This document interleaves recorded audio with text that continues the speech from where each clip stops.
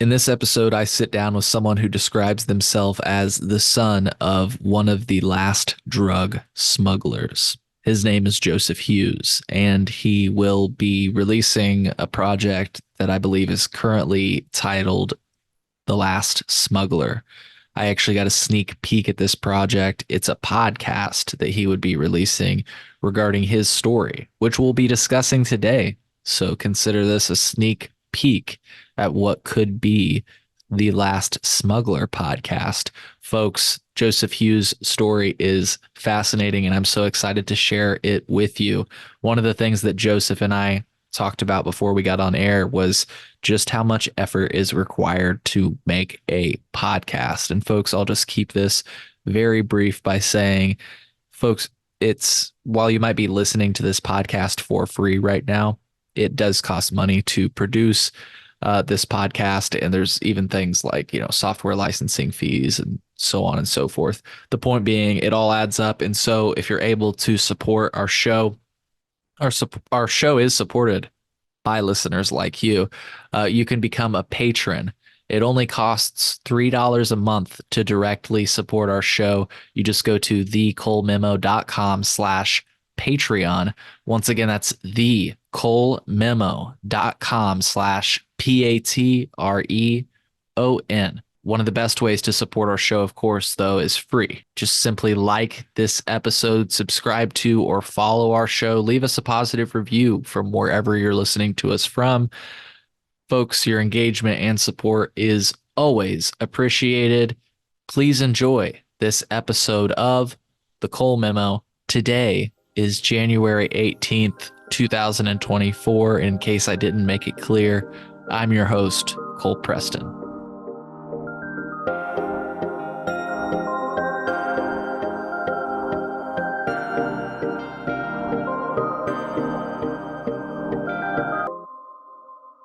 Got it by me.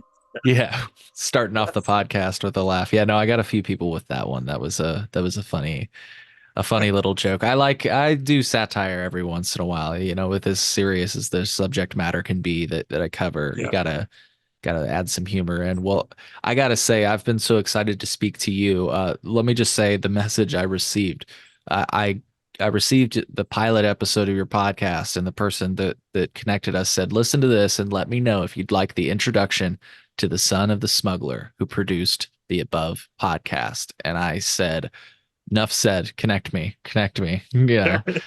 But I listened to the pilot episode, as I told you, multiple times, and I loved it. And you're it sounds like you just had such an interesting childhood. Before we get into that, do you mind introducing yourself to my audience, please? Yeah. My name is Joseph Hughes, and I'm a professor at Berklee College of Music, a writer, and a dad. And uh, I myself have dabbled in marijuana, but since its legalization in Massachusetts, but I'm more kind of in the um, what we call the legacy phase of the trade, but I'm thrilled to meet you. Yeah. Thank you so much for sitting down with me. And I mean, that's actually kind of where I wanted to start. Like I said, I listened to a little bit of your story, and you talk about, as I just started off with, growing up as a young boy, your father was a drug smuggler. I mean, let's just start there. Let's dive right in.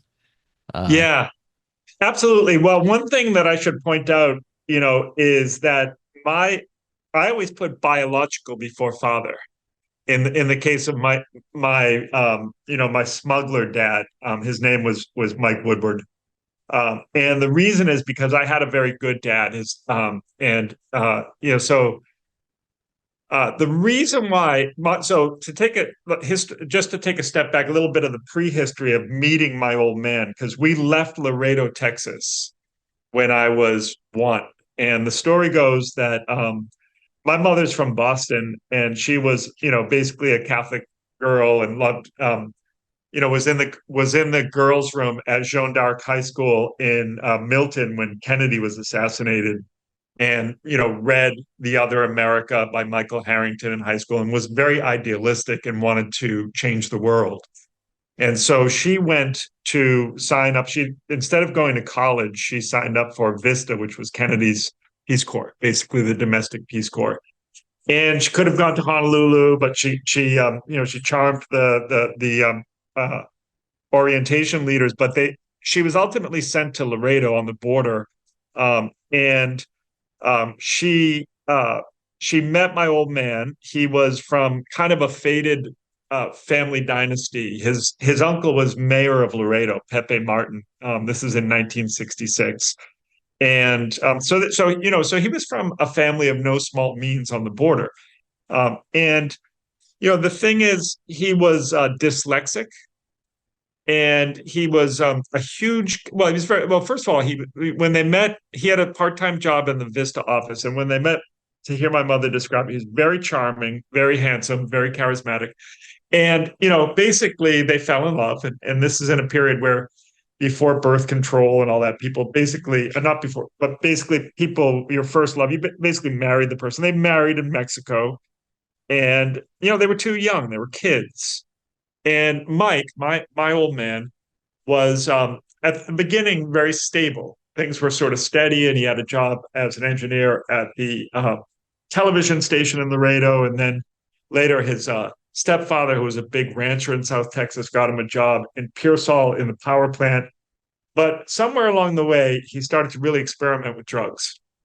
And I don't mean heavy stuff like heroin. I'm talking about like peyote, and he'd go on these walkabouts, and he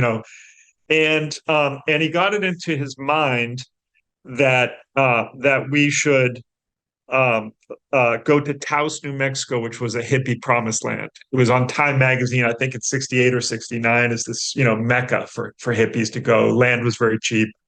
And so he convinced his sister to leave Laredo, and they went, she and her husband, my mother and Mike, uh, packed us all up. We went to Taos, New Mexico.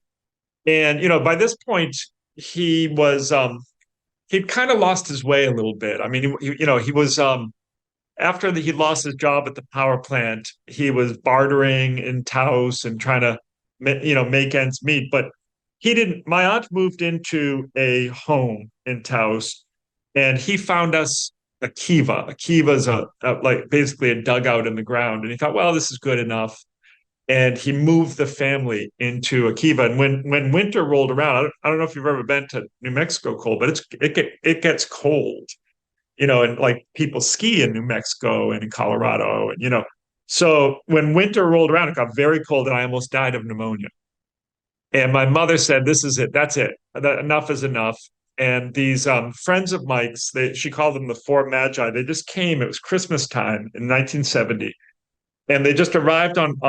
By this point, she had moved out of the Kiva after the hospital, and she was at my aunt's house. And they arrived at the doorstep, and they said, "We don't know why we're here, but we're going. We know you're in trouble, and we're going to take you back to Austin." And they did. And she basically escaped Mike, and Mike followed. And he he cut his hair. He said, I really am going to get a job and get my life together. And, this is in the days before rehab. So, long story short, he ends up going into hospital. My mother calls her father and says, Daddy, I have to get back to Boston. I have to go home. And he bailed her out. He sent money for the airplane ticket back. And with us two kids, my sister and myself. And I never saw Mike again until uh, Pat Hughes, who was my mother's second husband and was a very good man. And that's another whole story. He was a Catholic lefty and just a great guy all around, had been a priest, incredible story. But he died. He died young. He died at age 40 of kind of a young man's heart attack. And so my mother, for at least a year or 2 years was grieving. She was beside herself with grief. And so my grandmother reached out, and she sent me down to the border. First summer, terrific. My grandmother was a wealthy lady. We lived like I lived like a child on the manor, swam in the pool. She had these apartments. She had an antiques business and a ranch. I mean, it was like very luxe kind of lifestyle for a boy. And you were how And old? by this point, I'm 12. Yeah. And, we were struggling financially. We had no money. We had nothing. really back in Boston. And so it was really nice for me that first summer. Between the first summer, that's 1981, and the second summer, 1982, my biological father put on a kind of charm offensive, went on a charm offensive, and he said, I want Joseph to stay with me. I want Joseph to stay with me the next summer. And, and he was basically, he was doing logistics for a deal. And for him, he thought it would be advantageous to have a boy on the deal with him because it kind of like acts as like a little bit of a decoy. I'm on vacation. I'm with my son.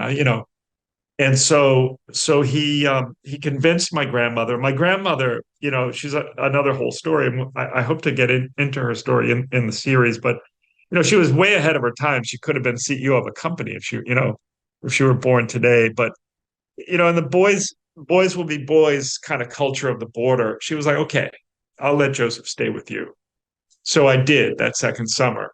And that's the summer that he pulled me into his world.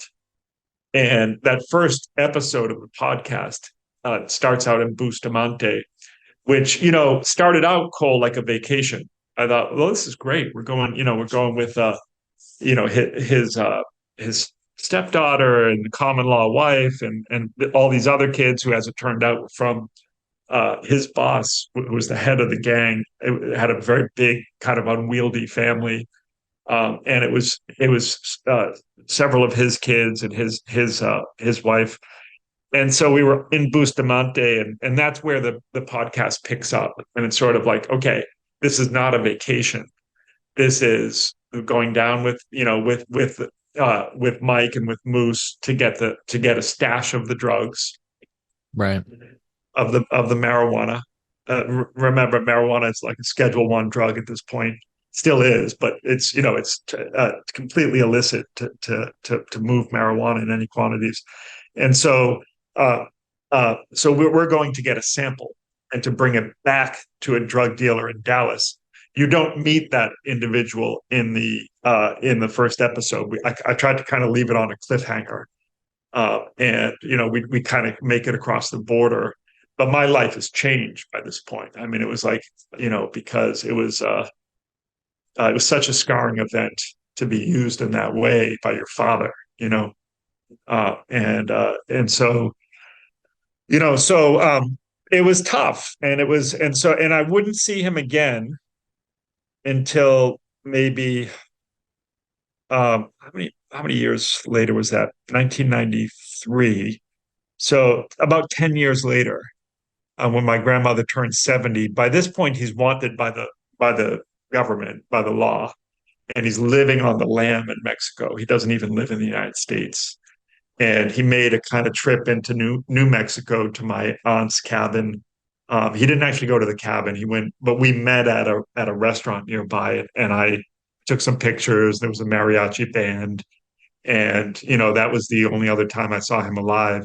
After that, he died. I got news that he died under his death is shrouded in mystery, and I'd like to explore that in the podcast. And actually, I've unsealed the indictment, and I'm trying to piece together, the years in Mexico. But in particular, I'd like to kind of bookend the series on his death in Nuevo Laredo, under very mysterious circumstances. There was a rubbing alcohol and prescription pills. He had possibly called for the ambulance. The old gang was possibly in town, kind of circling around. It was unclear exactly if there was foul play or how he died, if he just checked out. And so those are things I'd like to explore. And I'd like to go and visit the places. I'd actually like to go on a recording trip and talk to the people who are willing to talk. It's sometimes tricky. Yeah, getting back, I remembered what I wanted to say about my brother. So his podcast, a lot of the folks that he interviewed about his dad, they also broke the law quite a bit because they were burning draft cards. It was the 1960s. But some of the people that I would like to interview, Cole, they are former like marijuana smugglers who now are, let's say, stockbrokers, and they don't brag about their time, smuggling weed. They don't do that. they want to put it behind them. And in the case of the boss of the gang, his son is and later Mike became his own boss, but the guy who at that time was kind of the head of the gang, he was a very legitimate business person with two lucrative businesses. He set his children up in the businesses, and so those folks don't necessarily want to talk to me. I have to figure out, like, maybe I fly into town and say, I'm here in the hotel with my co-producer and would love to just buy you coffee, and kind of like that Yeah. approach. Yeah. Yeah. What was your dad's name, or your biological father's name? Yeah. Well, his birth name was Michael Lyons. And like me, he was adopted. So his name was Michael Woodward. And actually, there was a little bit of difficulty in tracking down because I have requested his FBI file under the Freedom of Information Act. And my aunt wrote his obituary and she called him Lyons. But I his was gonna ask, name, did he have like a cool gang name? well, no, well, he was called, there were three Mikes associated with this gang. Uh-huh. And he was I don't want to name them necessarily, but they were the three Mikes. And my old man who was bilingual, they called Miguel. Okay, Yeah, so he was known as Miguel in that circle, in that world. gotcha. And I'm curious, I can make assumptions, but why was it hard to know? You said it was hard to know your dad used you like that. Why was it hard to?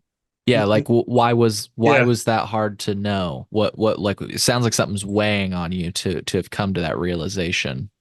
well, it was maybe I phrased it inartfully.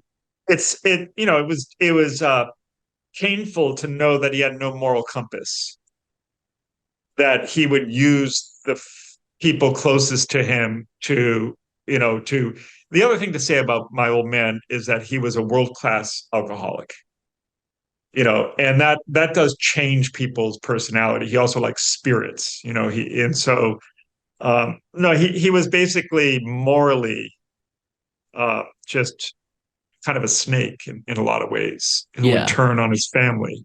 I So guess that's hard. It's right. hard to know that's in your family sort of. It turns my stomach to know that, like, because I have a son, right? And I think, well, what was he thinking? Why would why would you endanger your son? That's what I was trying to get at. Yeah. Yeah, like what, and actually my whole life as a dad to my son Elliot, I've tried to do the opposite of what Woodward did. I basically tried to do everything exactly, and I would ask myself, what would Mike do? And I would do the opposite. Yeah. And I'm just curious, was it the danger aspect of it? Because look, I'm not going to mince words. Obviously, crossing the border with drugs and bringing it to somebody in the context of maybe doing business is not something a kid should be involved with. So that was the assumption I was going to make, in which why you thought it was. I mean, that's dangerous activities, right? Um. So, but Yeah, yes, yeah, absolutely. Yeah. Yeah, it was the danger, it was the lack of concern and care. yeah. Because you're It was. 12, right? The Yeah, first summer you're 13, 12, 13. 13. The Sorry. first summer I was 12. The second summer, I joke it was kind of like my bar mitzvah or whatever, but that his idea was that he had a twisted rationale for what he was doing. But I would later find out that it was a pattern of his to kind of try to pull in family who were vulnerable, either because they were young or because, like, in the case of one cousin of mine, she's mentally a little bit unstable, and he kind of, I believe, and I have to sort of investigate this a little bit more, but what I've heard is that he drew her into the last Harad drug deal that he went on, that I described as, Yeah. he basically died on that deal. But she did not go to his funeral, for example. And I always kind of was left scratching my head a little bit about that. And I think it was because she was involved on that deal. And and so I think that and actually the other interview that I'm trying to get is with his Mexican son. because he had a wife in Mexico, a common law wife, and I met the son on that time that I at my grandmother's 70th, that big blowout birthday party in New Mexico. And I took one look at him and I realized he kind of had the same like that look of a kid who had been brought into something he shouldn't have seen. And I want to connect with him as part of this project. I tried in November, and I think when they realize there's not necessarily money on the for I can't, like, I'm not gonna. It actually goes to the heart of journalistic ethics. You can't send someone $500 and say I want to talk to you. It doesn't quite work that way. That's why I Right. say I would like to go on a reporting trip and say I'm in Guadalajara. I'd like to sit down and buy you a coffee at the hotel. Would you? The other thing too, I've learned this from some journalist friend of mine, is when you have the mic on, like we're talking with a mic right now. I see the mic in front of you. People have this very odd reaction where they want to speak. They want to tell their truth. They want to, like, they see the red light and it changes their nature almost. So I'm hopeful that I can, you know, get him to talk about what it was like to be Mike's, basically that he had another family in Mexico, and I believe that he drew that kid in as well. And I know because his mother told me. At one point, we were there, related to my grandmother's estate. We were there and kind of talking. My grandmother hit oil. That's a little coda to the story. I mean, she was very colorful, but at the end of her life, she kind of like found out that she had hit oil in Cotulla, Texas. So a lot of people came out of the woodwork that wanted part of this, and yeah, and I spoke to Mike's Mexican wife at that time, and got the impression that he had pulled her son in as well. So I would like to talk to someone like that. I speak Spanish. I could travel down to Guadalajara and talk to him. Yeah. Yeah. And, I want to, I'm not, I'm not meaning to glorify this. I want to get into actually something that you talked about beforehand, with regard to maybe some of the, like, the truth of the matter, the full truth, I would say. Yeah, But I did think it was interesting to talk or to hear you describe, how transactions that you might be involved with in would just happen out in the open naturally. yeah, Just like, somebody get out, you hand them a bag, and they're just like yeah, almost like you're like, oh, look at this batch of tomatoes. yeah. Well, I'll tell you something about writing that memoir, because um, that memoir was really challenging to write because I don't remember everything about that summer. I know we had drugs, and I know it was near my head in a bag. But a lot of what creative I learned by writing this memoir, a lot of recreating those scenes, is you put yourself back in the place and you write in the first person and you write in the present tense. And by, like, you inhabit it again, you embody it again. And in doing that, it took me 10 years. But I figure I earned it at that point. And I was in therapy and other things. And somehow I feel like I got 80% of the story exactly right.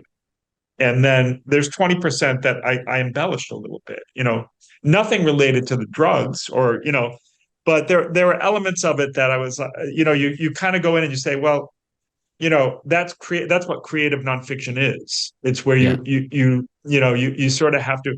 And for me, it was incredibly therapeutic to do that because it allowed me to piece together what had happened to me that summer. And uh, you know, as it relates to the openness, it is true that at the whole way that Mike was able to operate in Mexico was, during the PRI in Mexico. I'm not a historian, but I've read up a lot about it. There was a kind of What is they called it PRI? the Partido Revolucionario Internacional. And so, the PRI, they call it the PRI. And so they had this kind of winking agreement with the cartels, certain cartels, and they call it the Pax Mafiosi. And so if you knew who to bribe, let's say you, Cole, wanted to smuggle marijuana, you could smuggle marijuana. You had to know who to bribe, and you had to make sure you bribed them, the right people. and then then you could operate relatively out in the open, and so in a coffee shop it might have been owned by by the cartel, as an example.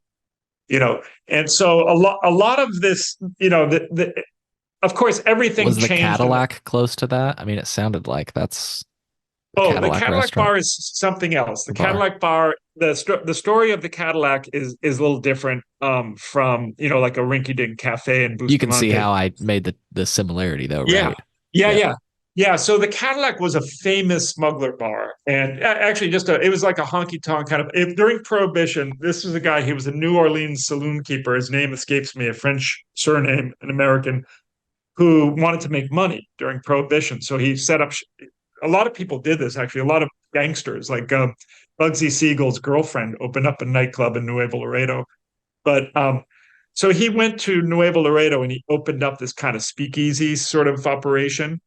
And it was understood that he was friendly to well, he served alcohol because it was Mexico, but he was also friendly to the people who were smuggling. They were called tequileros, the people who were bringing in alcohol illegally.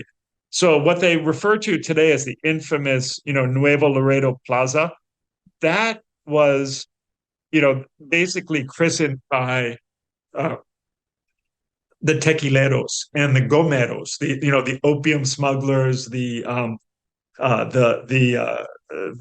folks who would bring alcohol across, and so that was kind of a well-known uh, and well-trodden path, and that was like the way station along that path. And so, and it was a great place. It was kind of a fabulous bar, and very colorful Pancho Villa's saddle in one room, and there were the waiters had bow ties and white linen everywhere, and that was Mike's headquarters. That's where he would go. He would go there to do business and to do bribes. He would go to Boys Town, which is the brothel. I mean, and actually, these were sort of rites of passage. Their idea was that they were doing a young boy a favor by bringing him across. In Mexico, if you can belly up to the bar and put your money on the bar, you can buy alcohol. And so there was this whole kind of there's a lot of kind of toxic macho behavior as part of this story that underlies the story. And actually, there's a lot of toxic enabling that goes on from the women in their lives, because for if you have someone who's working as a smuggler in your household, um, some months were extraordinarily fat because you had a successful, let's say you smuggled a ton of marijuana across, and you've got $40,000 in a duffel bag in a room, and some extra weed, and everything's good. But other times it was that the common law wife who had a job as a telemarketer had to earn the rent that month. And so, as it happens, Mike rented his house from an uncle named Tio Chuy, who lived across the border in Nuevo Laredo. He was kind of a businessman, and so but that was the model. The model was that he would either have a ton of money that he was trying to invest, or he was totally broke. Yeah. I don't know if you saw, I was just sharing images. I don't know Yeah, I if did. I the, saw that was cool. yeah, the Cadillac bar for folks that are watching. Does this what it looked like on the outside? Yeah, yeah, Wow. that's it. Is this a good picture Yeah, of the inside? yeah, Wow. yeah, that's fantastic. That's cool. Thank you for Yeah, confirming the that. one right there in the middle looks to be like the early days. See that where it says, yeah, that one, and the one next to it. That's fantastic. Very Yeah, cool. yeah. Were you subject to that macho behavior? Did they make you go to the whorehouse? And Well, I'll tell you, I caught a break. I remember I have a specific memory of they wanted to, and it was my that's what you meant uncle. though, right? They would make the young boys as sort of a Oh rite yeah, of passage, like, hey, yeah, you have sex with 100%. this. Yeah. Yeah, it's time to pop your cherry. You're 13. Yeah. And so, yeah, so I remember having a very close call where they were going to bring me to Boys Town, this my uncle and Mike, and we were sitting around a table, and they were saying, they were telling jokes like, first time I went to Boys Town, I had to limp across the bridge, blah blah blah, like really bad, crude redneck stuff, like terrible. And we were going to go. He was going to. I think it was Moose was there, and his common-law wife came in. They were shopping in the Mercado nearby, and she put her foot down. She said, "Absolutely not. There's no way you're taking him to Boys Town. I won't allow it." And she kind of saved me, and I am grateful to this day to her for that she just wouldn't allow it. She just wouldn't let it happen. But it was a close call. Yeah, it was a close call. Yeah, I just Yeah, Googled Boys Town and it looks like on yeah, Wikipedia it's talking about how it's an array of like brothels and yeah, saloons. And this looks like the best yeah, picture that I can find online of what may have been Boys Town. yeah. Well, I'll tell you the story of those encampments. So when Pershing's army, when basically during the Mexican Revolution, Pershing's army was chasing Pancho Villa all over northern Mexico. The U.S. and Mexico were um, having these skirmishes along the border, and the men needed entertainment along the border, and basically the brothels would follow as encampments and follow the soldiers. Uh, and so that's the origin of the kind of the Boys Town encampments. They're not only in Laredo; they're I think in other border towns. Yeah, I'm not so much anymore. I think Nuevo Laredo is so. I mean, I don't know if you know, but Nuevo Laredo is ground zero of the Zetas, and the Zetas are one of the most lethal cartels. And all of this came after Mike. I mean, the Zetas existed, but the kind of government going to war with the cartels and the border becoming hyper violent. That happened from about 2006 on. My old man died in 2003, January 8th, 2003. So he kind of dodged a bullet in that way because he probably would not have survived the era of excessive violence along the border. He was, he was kind of a dying generation. That's why the premise of my series is called The Last Smuggler, because he may have been the last of the kind of gringo gentleman smugglers. There were like these families in Laredo, right? That you bribed them and they operated, that you paid the piso, but they were small time, right? And then yeah, there's a whole history that happens in the 2000s with democracy, when democracy came to Mexico, and things just became a cauldron of violence. And fortunately for me, because I don't really want to name, I don't want to get into that history, because those are like, that's a different level of scary. I'd rather not mention those folks. But the group is called the Zetas, and they transformed Nuevo Laredo so that people don't really even go across anymore. They're so afraid. The Cadillac shuttered. The Boys Town is, there's no business, no, that doesn't really exist anymore either. And doctors and dentists who had their practices, if they could go to Laredo and open up there, they went across the river and did so. It became very violent. yeah, no, that was particularly interesting to me because yeah, just based on my short Google, exactly what you just said is what I found. The origin of Boys Town concept along the border can be traced in part to the relationship that developed between the United States Army and various ad hoc entrepreneurs in northern Mexico. So the point though that I made is, or that the reason it really resonated with me is I recently did a series with legal sex workers from Nevada, and that is a holdover from Oh, wow. World War II. That's when that Oh, business wow. started. So it was a Yeah. similar thing where Yeah. the men needed entertainment, quote unquote, um, Yeah. and it had to be in certain areas. So, Yeah. um, That's anyways, interesting. I didn't know that. yeah, Wow. yeah. So, but to get back to what we were just talking about, I like that you how we transitioned here from transactions to the open, and it kind of clarifying that why the project is called The Last Smuggler, because this was before the, let's say, cartel days, if you will, or like you say, heightened Correct. violence. Yeah. Correct. Um, Yeah. I mean, it wasn't exactly like not violent, but it wasn't, it was basically, I don't remember anyone. I don't remember guns being part of this whole package. You know what I mean? Like I remember there being muscle. Like when we went to Dallas, we had a bodyguard. So the gang had a bodyguard. And then when we went to Dallas, they had a bodyguard. I remember there was always be these very big dudes around, and you kind of knew they were the muscle. I just don't remember them. I don't remember seeing a gun ever. Maybe Yeah. there were. I do know that it's a gun crazy culture, but it wasn't part of the modus operandi, to my understanding. It was more like these were guys who were kind of like, they could beat you up, but they weren't going to they weren't killers per se, like, sicarios. That's all much later. That comes later.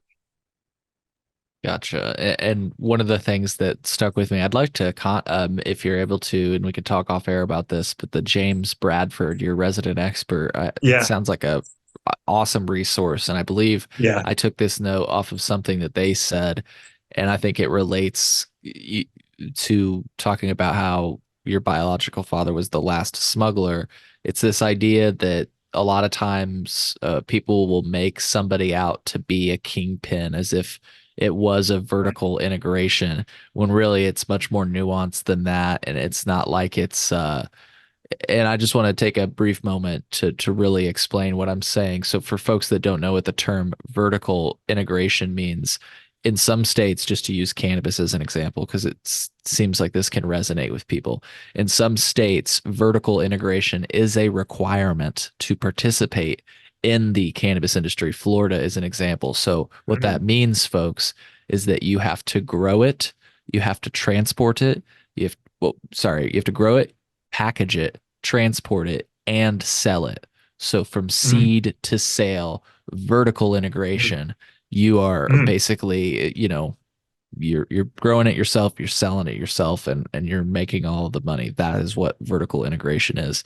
And I thought it was interesting. I believe it was James Bradford that made the point that it's like the goal of prosecutors to make somebody like, your biological father out to be a kingpin, but really it's like a coordinated effort between many different parties. Yeah. Yeah, I thought that was it. Bradford's so brilliant. I mean, I totally agree with you. And thank you for that clarification. I didn't actually understand vertically integrated as it relates to cannabis in that way. That's interesting. But yeah, he actually, if you recall from that snippet, he said that he quoted Sam Quinones talking about the Yes. internet of dope. And it was very kind of like flat, actually. It sounds like, and which is different again from today. I'm imagining, where the both in Mexico and in the probably on both sides, right?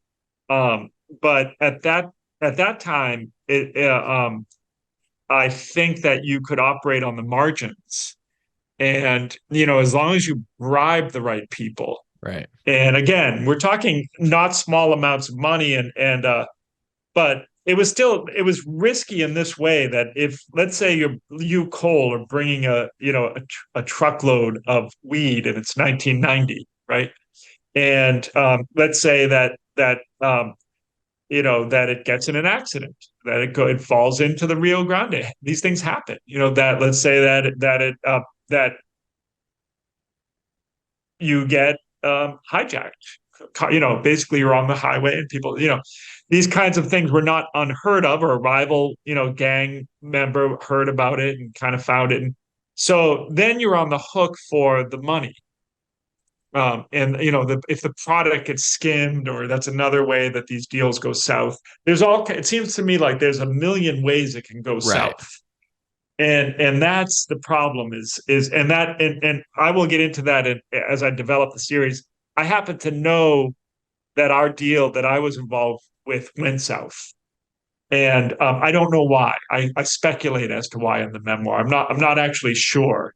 I was, by that point, at this, I called it the safe house, but it was with Mike's boss. And I know my grandmother was called in she had to basically provide the ransom for they had taken my uncle and probably would have taken me. And I was put on a plane back to Scranton, not Boston, because I went that summer to stay briefly at the end of the summer with an aunt who lived in Pennsylvania. But but yeah, so our deal that we were on, it was one of those deals that went south, and it was horrible and all of that. Yeah.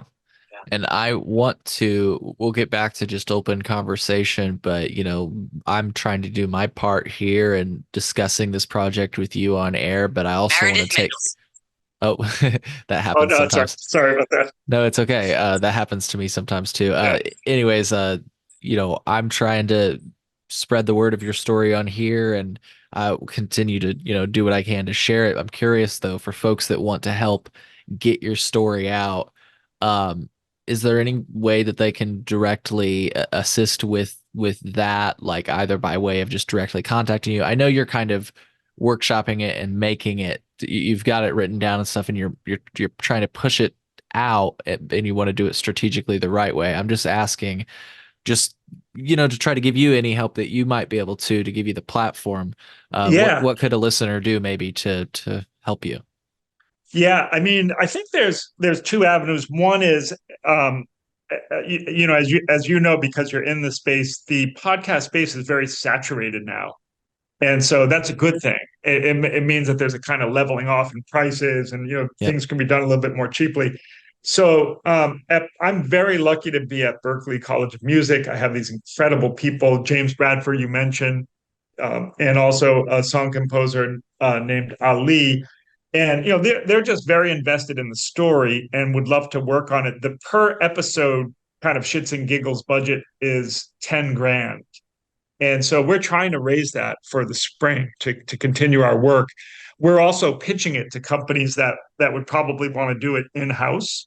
They would say, okay, you can keep, your song composer, Bradford can be part of it, but we have this, we want to do the sound design piece here, and when we want to sign this journalist to help you and so forth. That actually, I'd be very open to that, because I think that to really explore the story, you need some journalistic chops.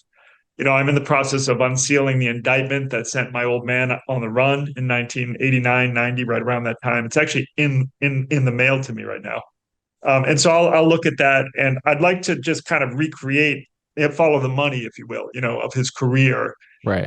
And that takes resources. So I am talking to some folks. I don't want to kind of mention it because it's a little delicate. It's in process, um, but then there's a whole third avenue, and this is where maybe you could put the word out, which is, there is an industry behind what I'm doing.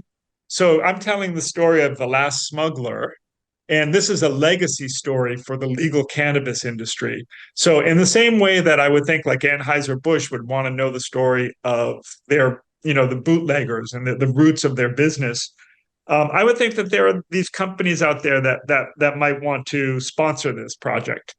And the whole series, I could do it with my team, as currently constituted, probably for 80,000 for the whole series. And I think what we would do is we would say, okay, legalization has made this, a very common thing. Let's you presenting sponsor come in and kind of tell the story of your roots, the roots of your industry, and we will, maybe we could do a video together of producing an episode, or doing the in the studio, finding the scores, and finding the which songs to use, and maybe you could use it on your website. And as a matter of fact, there is a guy in Boston. He was a former city council person named Tito Jackson, and I have an introduction to him. I haven't yet met him, but he's like a prodigious fundraiser for his brand, right? Like, he's raising capital, and it seems like that these it's a very competitive world, the kind of cannabis, legal cannabis. So I would say to someone like him, if he's listening, I'd say, listen, raise money for the podcast, and you become exec producer, and and it kind of lives under your brand as much as anything. We go out in the world with it as well, but it enables us to continue the work. Gotcha. Gotcha. Yeah. Yeah. And I could totally see it rolling out something like that, and in a fashion like that. I mean to say, um, unfortunately, and this is kind of what I was gonna kind of open up to open discussion, and you may have seen it since you mentioned you had saw some of my podcast with Tony, um, one of our mutual acquaintances. Um, Unfortunately, it doesn't seem like many cannabis companies, I don't mean to say all, but many cannabis companies have that attitude of embracing that legacy story. And Yeah, instead, they want to professionalize, and they use yeah, words like that, professionalize, yeah, standardize, and, yeah, make it this. They don't want it to look or feel or resemble at all what the past looked like, which yeah, I think is sad. And I want to give you the space, though, to be very clear, because you told me this before we went on air. And I do, as I told you, I don't mean to glorify this. yeah. It's not that it was rainbows and butterflies all the time, but there is something to be said about, I think, the traditional market. I do want to give you this space, though, to talk about maybe what I just alluded to, if you want to. Yeah, well, I mean, one thing for sure is the people who want to professionalize the standards. I'm in Boston, and I've been kind of getting the word out about the podcast, and I met a guy named Jeff Rawson, Rawson, who runs something called the Cannabis Institute, and Mm, he's all about, like, for example, tells the story of going to his local weed shop and getting this getting a joint. They just opened up. I think he paid $8, and he said the quality was terrible. And he said one of the things is that there is no, like, quality control. So this dude's a scientist, MIT trained, I believe, or Harvard trained, I can't remember. But I think that there's a need for professionalization. And but at the same time that that's true, there is also people who are, just are very curious about what was it like before. As I'm on the faculty at Berkeley, you can't walk down Mass Ave in Boston without smelling weed coming out of every building. You know, it's basically everywhere. And so I think for a lot of folks, like young people especially, they do wonder, like, what was it like when it was, before, Massachusetts legalization began in 2017. But what was it like across the country before that?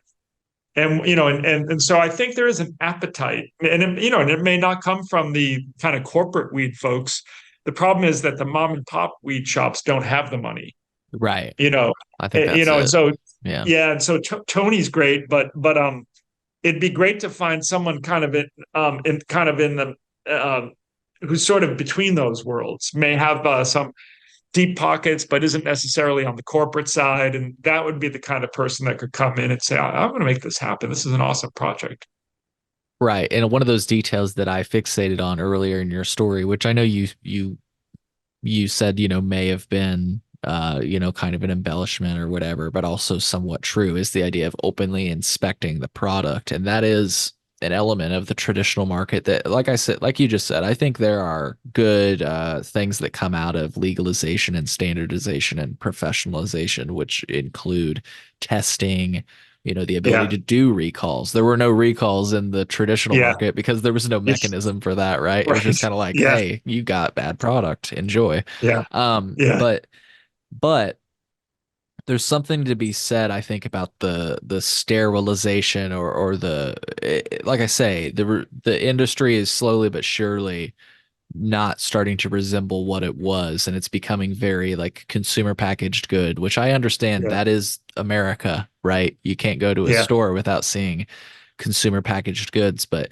at least with cannabis flower, which is what I'm enjoying right now, like yeah, I know that this could, you could technically CPG it like you do with cigarettes, but I just am arguing, I've been trying to make the argument that cannabis flower, the in its natural form, should really be sold as produce, just like it mm, was, yeah, so that you can look at it, smell it.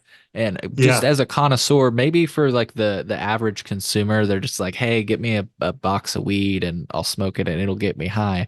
But for a yeah, connoisseur, I like to, like with my grapes or any other produce I buy, I inspect the product, might even pop a yeah, grape in my mouth, see if it's a good, yeah, good batch.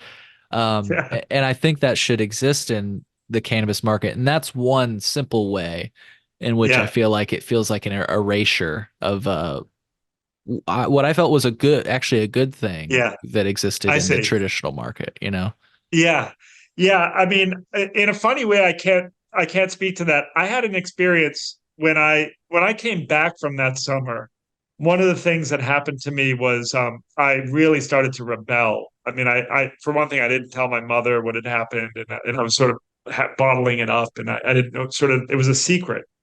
And so I started to kind of like rebel and go to kegger parties in the woods in my town on the South Shore in Stoughton, and started to smoke joints. And one time I had a joint with my friend Keith McKenna, and it was laced with PCP. And my friend turned into Mr. Spock with the Vulcan ears, and like I basically began to hallucinate. And I remember thinking it was the scariest thing that ever happened to me. And I didn't know it was going to, if it was ever going to end.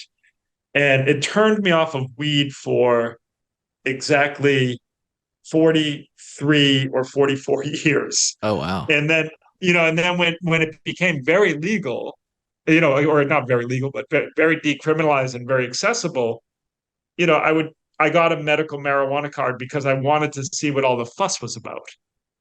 And mainly for me personally, Cole, it just made me feel very mortal when I would imbibe, and and mostly it was gummies and so on, and maybe chocolate and that, and I would feel like I was dying every time I did it. I would feel like, oh, Mm. this is awful. I feel like I'm dying, and then I would want to eat a house, Yeah, yeah. and so, and so I thought it really wasn't probably the ticket for me.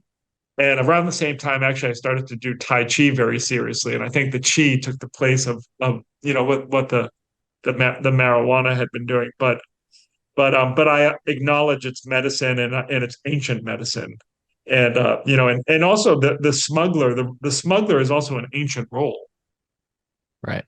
and so I have no doubt that my old man was a connoisseur, and that he knew how to inspect the leaves and the buds and the.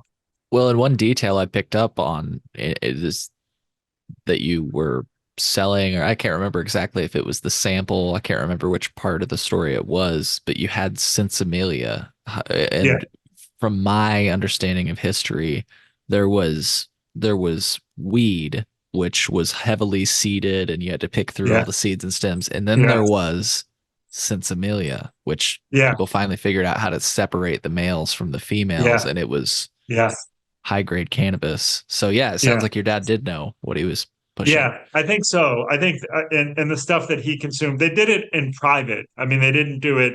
It was considered very forbidden, and they did it in private. But I did get the story from my would be stepsister, his stepdaughter, that one time she was in. This was when things were kind of going off the rails for that little family unit. They were in Austin, and she once showed up at a party and she said, "Oh, I just had this laying around, and it was like the finest grade weed that he would have brought up." And she was like the cool kid in school because she just had access to this amazing quality and quantity of marijuana. Yeah. And I was going to ask you that. Like, I feel like it's hard as a kid. I mean, you can't tell details, but were you ever like, I have a pretty crazy life and try to like confide in kids about, like with your friends about it or anything? Do you get what I'm asking? I do.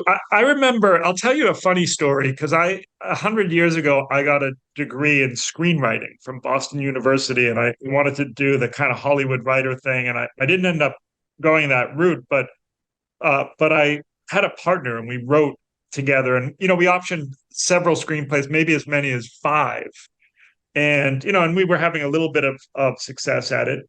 And we went to the Austin Film Festival. We had a submission in there.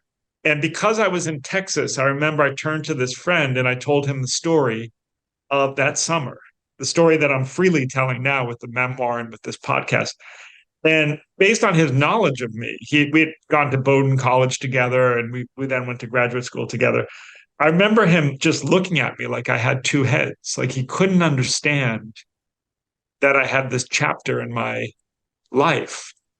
and and in a way, I was never able to compartmentalize it successfully either. And it was kind of a kernel of shame that I carried. And that those those kinds of things are very hard to deal with. You either own your story or your story owns you. And so part of, kind of coming out with his story and trying to frame it historically and understand the players and all of that is because I would like to own the story. Uh, you know, eh, eh, um, because I could have died on that trip. It was a very dangerous trip. It was very kind of like harrowing, the whole thing. And so I'd like to own the story. What do you think about? I know that it sounds like you're supportive of cannabis, but what do you think about just drugs in general? Like, do you? Yeah, well, yeah, absolutely. I think my brother told me a funny story recently about some. Have you ever heard of the Cobra effect? Uh, So in India during the Raj, right, when the British were in power in India, the country was overrun with cobras. And so the crown, in its wisdom, decided that it was going to say to the average Indian householder, if you bring in a dead cobra, we will give you X amount of pounds. mm, And so what happened was everybody started to breed cobras in India and literally like raising cobras in their backyard and slicing the head off and bringing it into the wherever the Raj had its headquarters and getting the money. And eventually the administration there, the colonial administration was like, wait a second, I think we got this all wrong. And they said, forget it. No, it was all a mistake. There's not going to be any compensation for bringing in de-headed cobras. And what did the people do? The Indian householders? They released all of the cobras all over India. And all of these cobras, India was overrun more than it ever was before because of the cobra effect. So my attitude about drugs, and Malcolm Gladwell has like a thing about the border, like that. There's a lot of studies, there's a lot of research that the tighter you make the border, the more you make it attractive for people to want to go through and bring illicit goods through. This is the whole story of the war on drugs. So my attitude about drugs is legalization is it makes it more of an open situation. Once you take the taboo off of it, you can get into regulating it and understanding it. It's basically a plant. We're trying to understand. We've always related to plants as human beings, and so understanding cannabis and a lot of the kind of like animus against cannabis, it was frankly racist. If you think about like in the jazz clubs and yeah, in New Orleans and these places, the white administrators in Washington, D.C. were like up in arms about, black joy. That was their basic issue. It wasn't so much cannabis, like Harry Anslinger and these other people. There was a lot of racial animus against the users of cannabis who were largely African American and Mexican American and not to say that Mexico wasn't against cannabis. It was. Mexico also had like this whole kind of like anti cannabis scare in the cities, and it's going to turn our children into zombies and all this kind of stuff. right. But past past cannabis, do you agree that just the idea of prohibition is futile? Yeah, that's the point I'm making with the Cobra effect. I think you can't get to regulation and through this pathway of making it taboo, making it, you know, and so there are some drugs that are very destructive, but Sure. and I don't have the answer to how to regulate or how to sort of like scale those drugs into the society. There will always be forbidden fruit in our society. That's just part of. I think it's just part of human nature.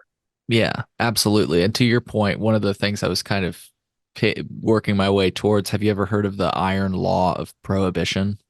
Um, No, and I thought this is where you might have been going, so I'm glad I can share with the audience and you what it is. It's something I've talked about a little bit on the show. I learned about it from somebody else. I actually just pulled up the Wikipedia page. So The iron law of prohibition is a term coined by Richard Cohen in 1986, which posits that as law enforcement becomes more intense, the potency of prohibited substances increases.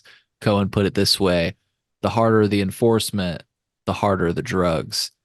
And it's the idea that, something as simple as Thornton says that if drugs are legalized, then consumers will begin to wean themselves off of the higher potency forms. For instance, with cocaine users buying coca leaves and heroin users switching to opium. The thing is, like with, as you said, making the border tighter and really clamping down on the smuggling of these naturally occurring substances like the cannabis, coca, and opium, and even mushrooms, uh, because you have to package it smaller and package it within things, you synthesize a stronger version of that drug, allowing you to compact. You follow me? 100%. I Yeah. couldn't agree more. And think about that as it relates to people.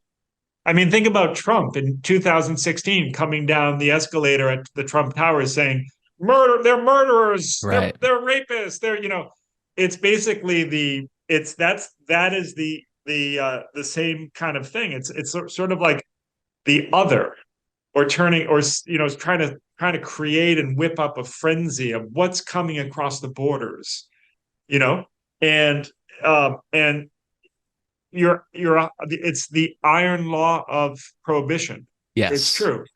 And Yeah. it's true that in countries that have open borders, they have fewer problems. I mean, not to say that you can have a country with no border policy at all. And Europe has a migrant crisis just as America does. The rich part of the world, the kind of south to north migration is happening everywhere. But but there has to be a more sensible way where you're not labeling whole categories of people or plants that we've lived with for for millennia as bad and evil and taboo. And this is basically kind of like the shadow side of human nature that we're talking about. Right. And like you say, it's just, yeah, if you're giving it worth by trying to prohibit them, and it encourages things to become more dangerous. Like it really reminded me of your example of with the cobras.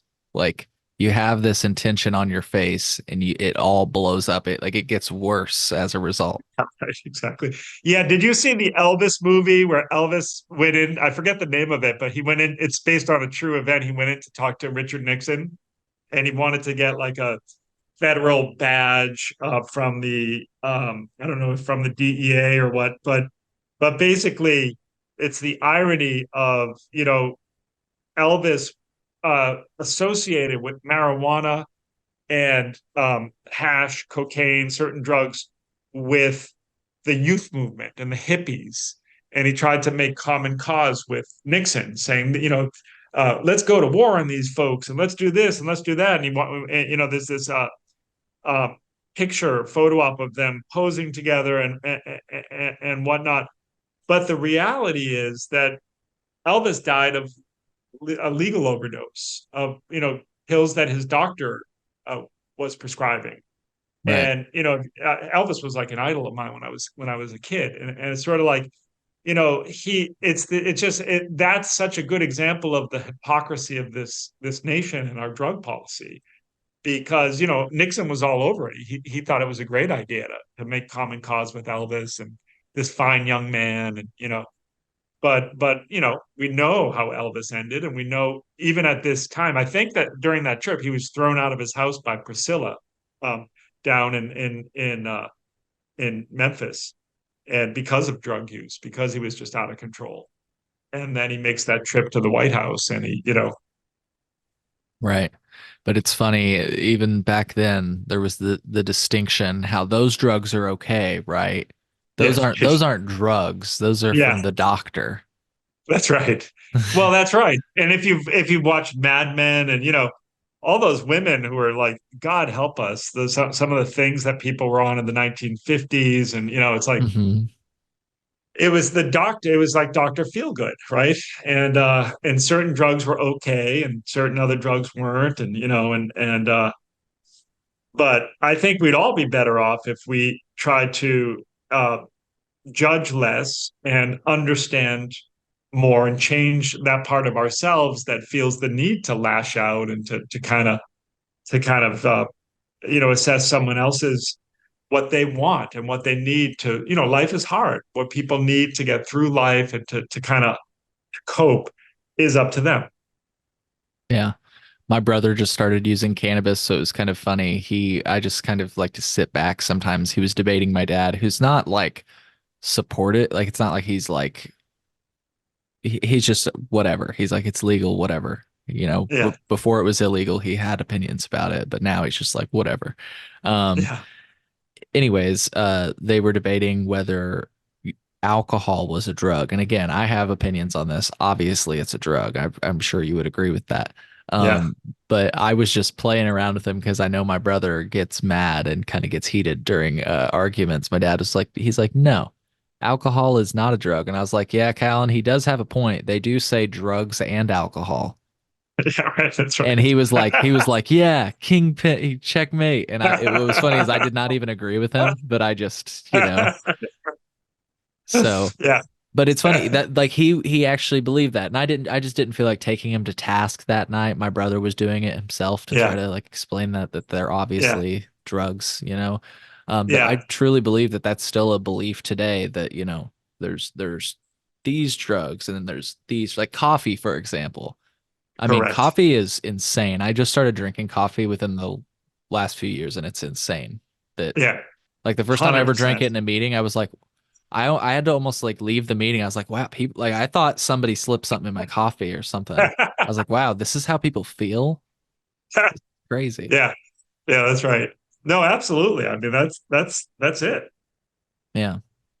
So I know I'm bouncing all over the place, but were there any bases just particularly with your story that we didn't discuss today that you wanted to discuss? We talked about how you looked back on it and again, I know that there's going to be much more when this series comes to reality, many more details that I'm sure will come out, but I just wanted to give you the space if there was anything specifically we didn't discuss today that Yeah. Um, no, I think we hit on like some really crucial kind of elements in the whole kind of story. Um, the other thing I should say, I always want to say this about my old man because to call someone a smuggler, it's like calling someone a prostitute, right? It's not. Prostitutes are the that's like the world's oldest profession. And like being a smuggler could be thought to be an ancient and honorable profession. But the other thing I just want to say about my old man, because I know I'm going to come into contact in interviewing his close in circles, that is, his sister, his brother, his cousins. He he was beloved, right? So, how he chose to make his living and, it wasn't something that I was attracted to, but I also acknowledge that he had a lot of potential. He had artistic potential. He was funny. He was charismatic. But it was a very tough scene that he was drawn into. And, this was really in the days before people really did therapy, yeah. and the border was tough. And, that bandit culture is very seductive. And and so he kind of lost his way, but I sometimes just feel the need to affirm that he didn't start that way, that he started out with great potential and was a good brother and a good uh son to his mom and he was beloved. And the other thing too, there's a whole kind of dark comedy element. Like he was very funny in his own way and very lovable. But we mythologize the good and we mythologize the bad.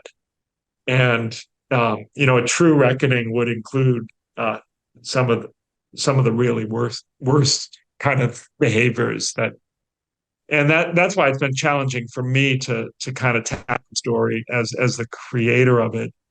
But I believe that, by telling his story, I get some bigger themes, the border, the drug trade, and that it's a legacy project. It's like something that to be able to really unearth the story in all of its details would be pretty amazing because, it's like you ask one person about him and you get one answer, but if you bring five different voices in, you get this complete picture of the man. And so that's really my intention, is to honor my father in telling the story as well. Yeah. Yeah. Very well said. Very well said. And like I say, I'm really hoping that this comes to light because what I've heard and just this discussion today has been amazing. And I hope it's not our last discussion, especially if you have any updates, in the future, please reach out. But I'd love to, I might even, you might even hear back from me because I'd love to have you Oh, that'd back be on, great. you know. Yeah, I would love it. Um, I guess I wanted the last topic of discussion that I wanted to end on uh, is something that I've already kind of touched on in some spirits, but I'm just curious what you think as somebody who does believe, we've pretty well established that we believe that prohibition is a failed policy, um, and even causes more problems sometimes than it solves. It's interesting that like even in states like California and my home state Illinois and other states that are starting to legalize cannabis. I actually say legalize in quotes because I've been having attorneys on my show and we've been discussing, let's just call it the shortcomings of legalization, again in quotes, Mm, because when you think legalization, you think like beer, where you can go and buy as much as you want and have as much mm, as you want. Of course, there are strictures, right? No mm, drinking and driving, no drinking in public. You can't be mm. like just trashed in Yeah, public, although that does happen because of bar culture. Anyways, though, that's a nuance. Um, I'm just saying, generally speaking, that's the acceptable behavior, right? And you would yeah, assume that would follow with cannabis, but it seems that in every state, there's this idea of possession limits, and they're described as public health safety measures. Like, well, we don't want to give out too much, but and on its face, I mean, look, I'm not going to say that I understand that. I can see how maybe for half a second or some people can't understand that. But what I'm really getting at, and I'm curious what your take on is the idea that prohibition and the policies that existed before legalization actually do continue by way of ideas of possession limits, for example, or in states like my own where you can't grow your own cannabis. It's legal, but you can't grow it, and if you grow it, yeah, still go to jail. So there's just like so many different ways in which you can still get in trouble. And I'm curious, that's not alone with my state that exists in California, although to some lesser degree. I know that you guys have yeah, more liberal laws, but I'm just curious. I know that yeah. change can be incremental, but what's your take on this? Well, I can share a personal anecdote. I was friend of a friend. I went to a backyard barbecue this summer in Stoughton, the town where I grew up. And the dad at this house, he had three massive marijuana plants in the backyard. And I was thinking about like how on the one hand the kids are exposed to this, but on the other hand, it's it it's a way to control the quality of it, and to have a kind of pride in it and in the process. And so my hope is that that will kind of catch on as the model, that people can just grow as much as they want on a kind of personal basis, and then and have pride in what they've done, like show, Right. like it's like plant people. There are people who just have incredible pride in their plants, Hmm. and then that can be like no pun intended, a grassroots movement. And and then they move Yeah. out from there, and because it's very hard. I think it's a Margaret Mead quote. There's basically nothing that a small group of determined citizens can't accomplish when they put their minds to it. you know and so there's a lot of ways. A lot of the people who are on the other side of some of these issues are very well organized. There's a Martin Luther King quote I heard recently also, where he said, the people who are for peace should be as well organized as the people who are for war. And that's the beginning, right? Is that you have to get organized. And and so it's like the people, it's and actually a similar quote by Mother Teresa. She said, if you have an anti-war rally, don't invite me. But the moment you have a peace rally, I'll be the first to attend. And so the idea is for all of these things, right? Because people believe very strongly in cannabis as medicine. The idea is to hold a positive vision and to be able to, take the necessary risks. Just like my old man, his risk quotient was huge because he wanted, of course, his motivation was a little bit different, but there was an inkling at the beginning where he was like, I'm going to do this because this is cool. And this is, and the U.S. government is a little hypocritical on this issue, and so I think we can still have that spirit of, I'm going to within bounds take some risks, and I'm going to have the best supply personally in my backyard, or I'll have my friends and I are going to smoke the best pot, and then it slowly just kind of catches on. It's just catching. There was a Berkeley student. I heard a podcast recently of a Berkeley student. She was known in the music scene here in Boston. She was known as like the brownie girl. She would perform at these, and then she'd show up at these shows, and she would sell these brownies. And then after she graduated from Berkeley, she opened a company, and it's doing pretty well. It's Hmm, like an artisan company that that sells edibles. So I interesting. think that's the route to go. The route to go is just within our sphere of influence, to keep uh, putting the word out and doing the good work, and people catch on. Right. And to your point, and it's a point I've tried to make to some of these big companies that have even been on this show, where it's like I hope they exercise their influence to encourage a future like that because it actually increases their talent pool. Yes, As you just said, a student took yes, their entrepreneurship to the next level, and yes, it's like this could be your asset, this could be your talent pool, yeah, but that's if right. but by not supporting these measures that we're discussing, you could argue you're potentially decreasing the size of your talent pool. So yeah. Yeah, that's right. I mean, I hope I make a good mark for some of some of the big companies out there that they're like, okay, this guy could tell this story, tell it in a meaningful way, tell it in a way that could garner an audience, and maybe we could take credit and raise up this story, bring the story out and tell the story, and it becomes part of this narrative. It's sort of like the history of a plant. Yeah. Yeah, I love that idea. And I've been telling, that's what I tell the companies, is that as soon as they embrace a story like the one you've been telling and the heritage you talked about, that's the moment that I become their number one supporter. And I'm like, check out this brand. This is Yeah, great. I stink because they yeah, support the ideas that the culture was founded on, yeah.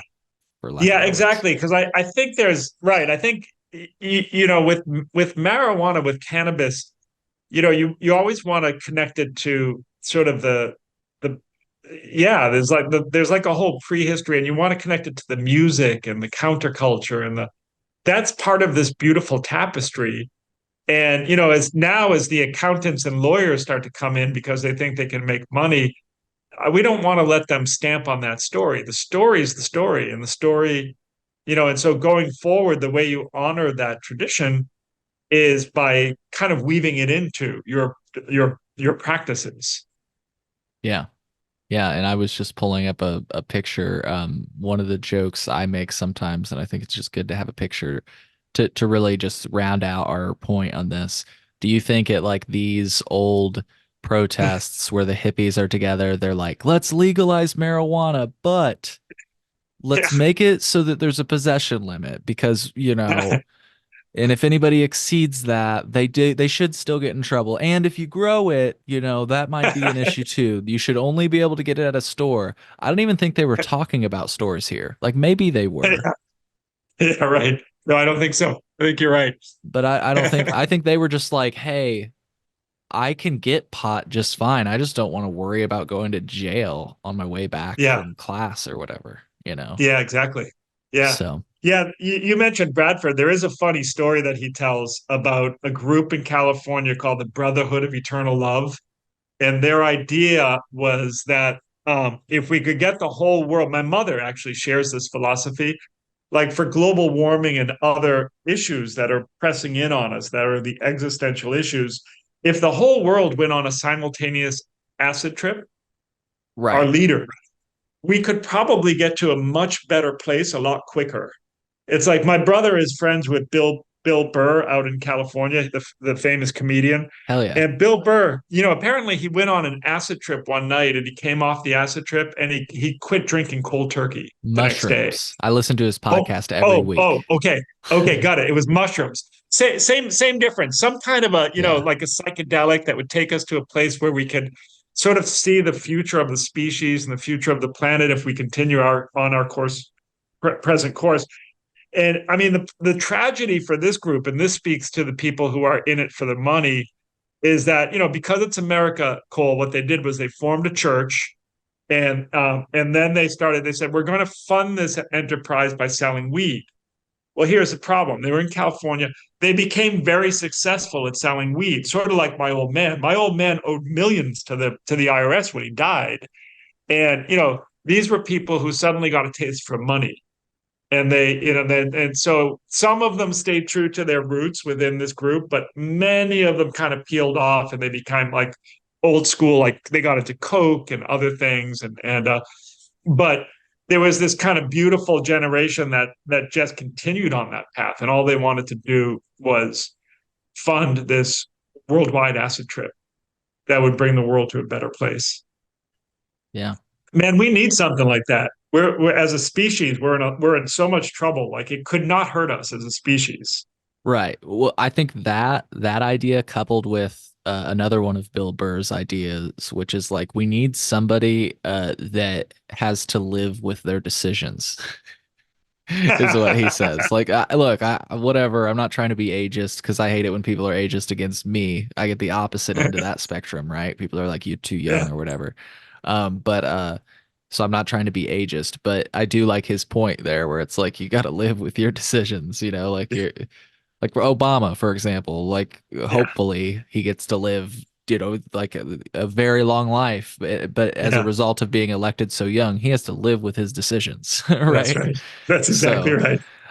Yeah, but anyways, I like the spirit of that joke. But back to your real point, I've heard people talk about like it should almost be a requirement for every leader that has the capabilities of a military under their belt that you have to undergo like regular psychedelic trips to like keep exactly. your ego in check and to Yeah, you type. I don't know exactly how to describe it. It's so hard to describe it unless you've been through the experience, and it sounds like you yes, have because you yeah, we're going back and forth on this. So yeah, yeah, yeah. That's right. it Yeah, works. absolutely. I think Yeah, so. Um, yeah, no, I think that's it. I think that's where we're at. right. Well, that's a great note to end on. Everybody, safely and responsibly, take take time to yourself. I was about to say take psychedelic drugs, but take time Take to your acid. yourself. And if that includes psychedelic drugs, then again, do it responsibly and whatever. But just take care of yourselves, folks. And Yeah, Joseph, I had such a good time speaking with you today. Thank you for your time. Um, please keep in you're welcome. touch. Likewise. So, It was a folks, pleasure. folks, I hope you found as much value in this conversation as I did. And Joseph, I look forward to the next time that we connect. Yeah, we will. We'll do it soon, Cole. Absolutely. Right. Good to chat.